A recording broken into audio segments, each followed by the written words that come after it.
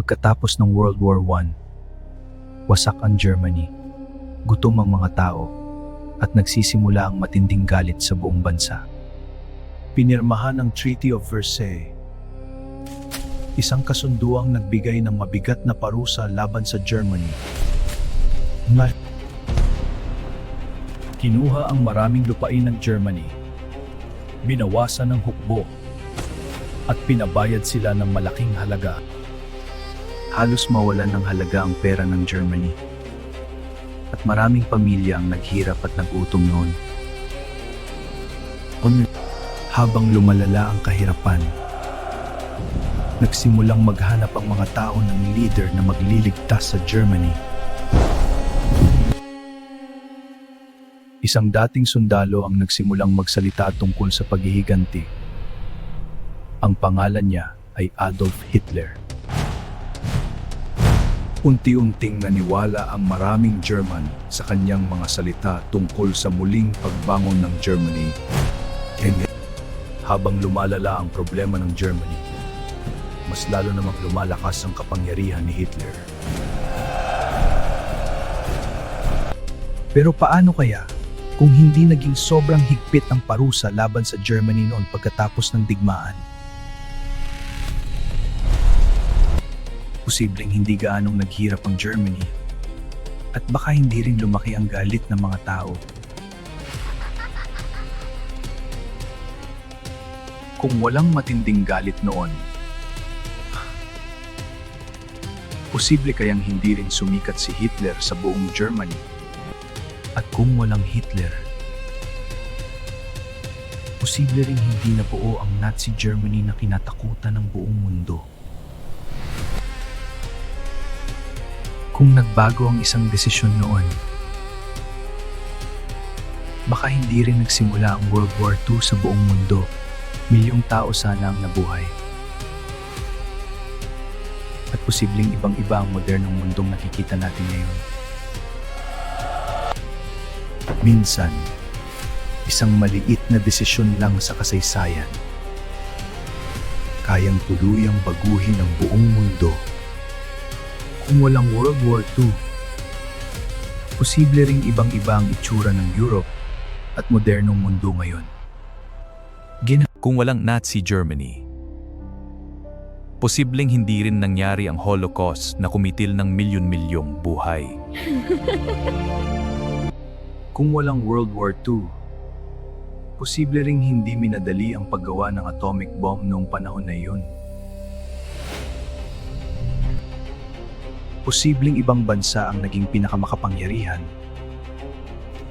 at nagbago ang takbo ng buong mundo ngayon.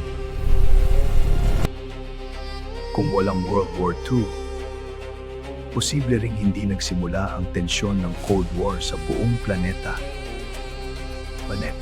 Posibleng ibang klase ang teknolohiyang ginagamit natin ngayon kung nabago ang kasaysayan noon.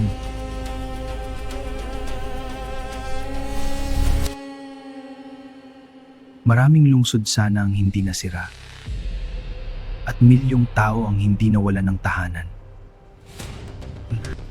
Posibleng ibang-iba rin ang kasaysayan ng Asia kung hindi sumiklab ang World War II noon. Minsan, isang maliit na desisyon lang kayang tuluyang baguhin ang kasaysayan ng buong mundo. Parang dalawang magkaibang mundo ang maaaring nabuo depende sa isang desisyon sa kasaysayan. Hanggang ngayon, iniisip pa rin ng maraming historians kung paano nabago ng isang kasunduan ang mundo. Posibleng ibang klase rin ang pamumuhay ng tao ngayon kung nabago ang kasaysayan noon pa man. May posibilidad na may mundong hindi natin nakita. Dahil lang sa isang desisyon noong nakaraan. Kung nagbago ang isang desisyon noon, ano kaya ang itsura ng mundo natin ngayon? Isang parusa, isang galing, isang tao, at tuluyang nagbago ang buong kasaysayan ng mundo. Paano kung sabihin ko sa iyo na may tao na sa Pilipinas halos 700,000 taon na ang nakalipas? Noong 2018 may natuklasang kakaibang buto ng rhinoceros sa Kalinga. At sa mga butong ito may mga hiwang tila gawa ng sinaunang tao.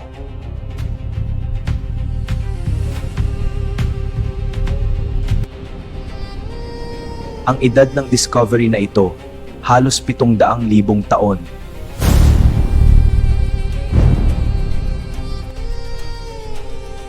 Ibig sabihin, maaring mas matanda pa ang tao sa Pilipinas kaysa sa inaakala natin. Natagpuan ng scientists ang buto ng rhinoceros kasama ang mga sinaunang stone tools.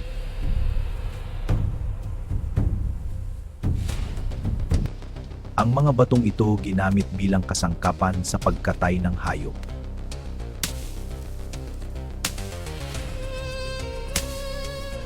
Ang mga hiwa sa buto patunay na may taong gumamit ng matutulis na tools.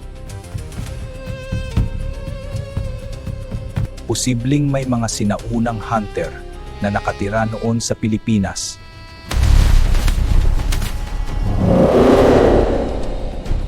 Hanggang ngayon hindi pa rin alam kung paano nila narating ang mga isla ng Pilipinas. Noong Ice Age, mas mababa ang tubig dagat kaya ibang-iba ang itsura ng mundo.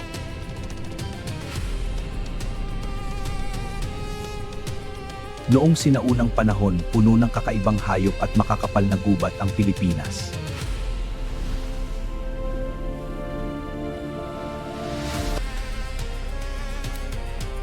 Gamit ang modernong science, natukoy ang tunay na edad ng mga buto.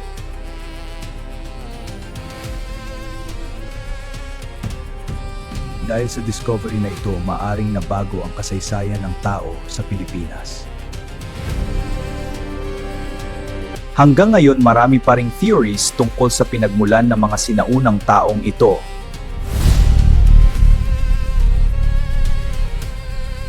Dahil sa discovery na ito, may posibilidad na mas matanda pa ang tao sa Pilipinas kaysa sa dating paniniwala. Posibleng nangangaso noon ang sinaunang tao gamit ang simpleng stone tools at matinding pagtutulungan.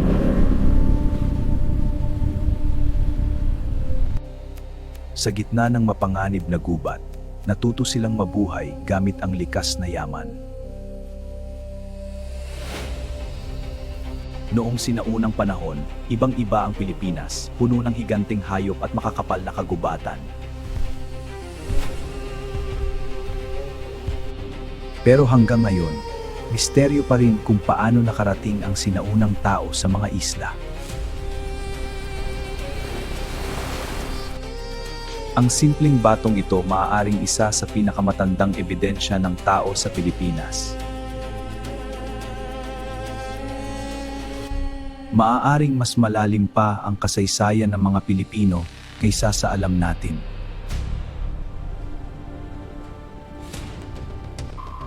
At baka marami pang sinaunang lihim ang nakatago sa ilalim ng lupa.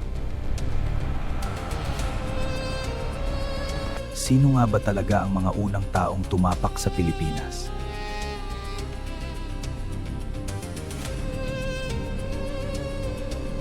Sa puntong ito malinaw na may bahagi ng kasaysayan na hindi pa natin lubos na nauunawaan.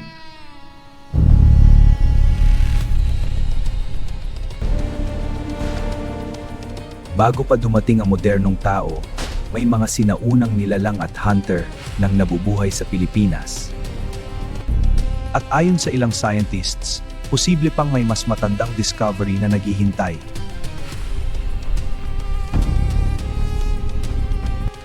Sa ilalim ng lupa ng Pilipinas, maaaring nakatago pa ang tunay na simula ng ating kasaysayan.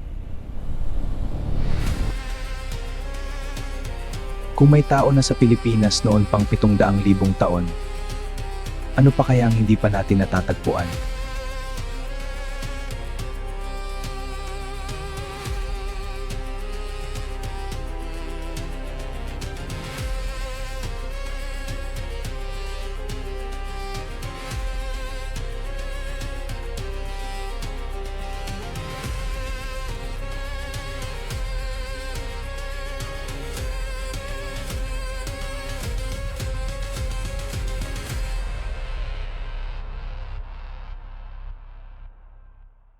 Napapansin mo ba habang tumatanda tayo parang mas bumibilis ang oras?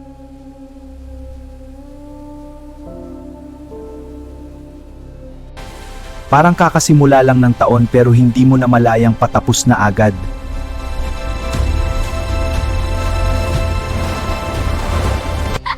Noong bata tayo parang napakahaba ng isang araw at isang bakasyon.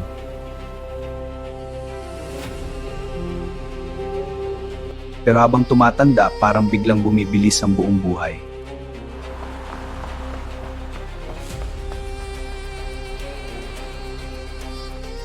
At ayon sa science, may dahilan kung bakit iba ang pakiramdam natin sa oras. Ayon sa science, hindi talaga bumibilis ang oras. Nagbabago lang kung paano ito nararamdaman ng utak. Noong bata tayo, halos lahat ay bago, kaya mas maraming memories ang ginagawa ng utak. Kapag magkakapareho ang araw, parang kino-compress ng utak ang memories kaya parang mabilis lumipas ang panahon. Kapag excited at maraming bagong experience, mas aktibo ang dopamine kaya mas memorable ang oras. Kaya habang tumatanda, parang mas mabilis ang takbo ng mga taon. Ang stress at sobrang daming iniisip maaari ring magpabilis ng pakiramdam natin sa oras. Minsan hindi natin namamalayan na ilang oras na pala ang lumipas habang nagso-scroll lang. Habang tumatanda tayo, mas maliit na bahagi ng buhay natin ang bawat taon.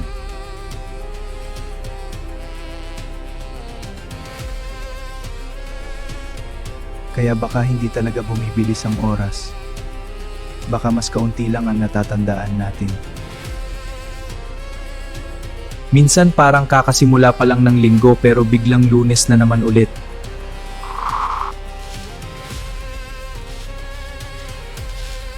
Hindi mo na malayan. Tumanda na pala ang mga kaibigan, magulang, at pati ikaw. Kapag pare-pareho ang araw, parang mas mabilis itong nawawala sa memorya. Noong bata ka, bawat araw may bagong experience, kaya parang mas mabagal ang oras. Minsan pagod ka lang saglit tapos hindi mo na malayang gabi na pala.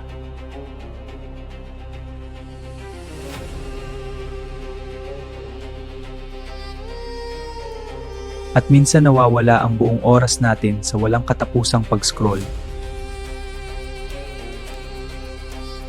Habang lumilipas ang panahon, memories na lang ang natitira sa maraming sandali.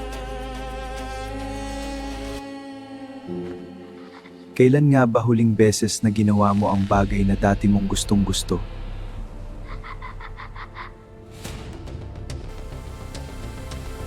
Habang tumatanda tayo, parang mas lalong bumibilis ang takbo ng panahon. At baka ang tunay na dahilan ay mas bihira na tayong mabuhay sa mismong sandali. Hindi talaga bumibilis ang oras. Nagiging mas bihira lang ang mga sandaling tunay nating naaalala. Minsan hindi natin alam na yun na pala ang huling beses na mangyayari ang isang bagay. Habang paulit-ulit ang routine, parang unti-unting nawawala ang mga araw sa memorya.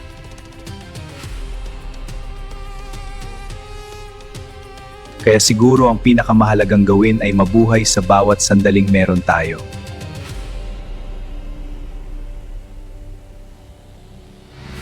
Kung parang bumibilis ang oras habang tumatanda, kailan mo huling naramdaman ang bawat segundo?